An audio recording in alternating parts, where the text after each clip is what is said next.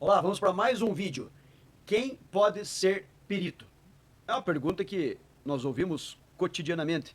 Em qualquer lugar aí, vamos tratar do assunto de perícia, a gente vai enfrentar essa pergunta e temos que ter a resposta, né? Então vamos lá.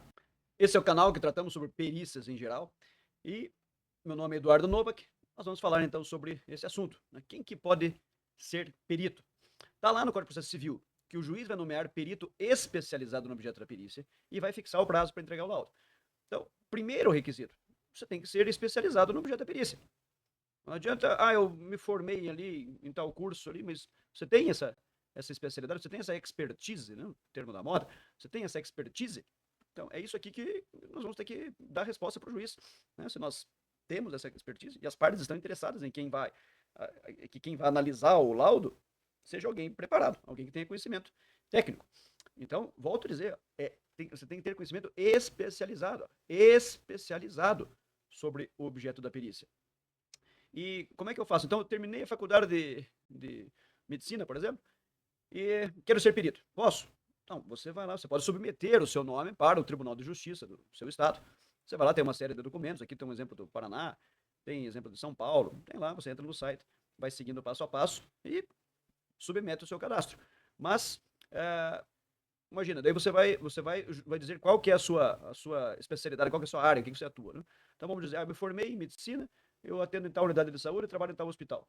Mas nós estamos discutindo uma questão aqui, uma causa, que a gente quer saber se essa fratura de calcânio, ela foi corretamente fixada, ou a deiscência da sutura aconteceu porque o acesso foi mal feito, ou outras perguntas, né? A redução estava adequada, era uma fratura do tipo língua. Mas eu não sei. O que é língua?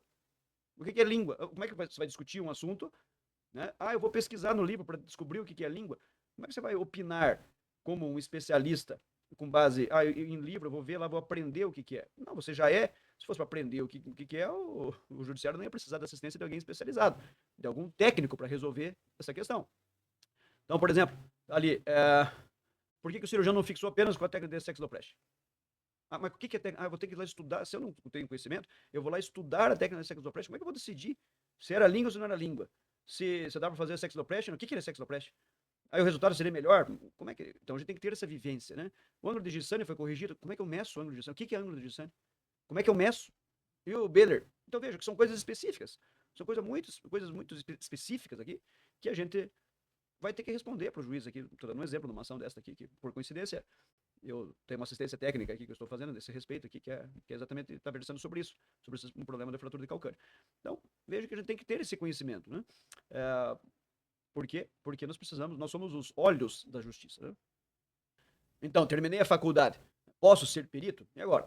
Se eu tiver destreza, se eu tiver perícia no assunto que está se tratando, tudo bem, é uma causa que estamos discutindo um tema genérico sobre medicina, mas aí também, se for uma coisa muito de uma prova técnica simplificada, o próprio juiz vai poder dispensar uma perícia propriamente dita, e aí o juiz, de ofício, né, ou a requerimento das partes, ele pode determinar a produção de prova técnica simplificada, se esse ponto controvertido for de menor complexidade. Onde é que está escrito isso aí? Lá no Código de Processo Civil também, no 464, parágrafo 2º. Então está escrito lá que o juiz tem essa liberdade, né? Mesmo se as partes pedirem, né? Se elas entenderem que é uma causa menos complexa.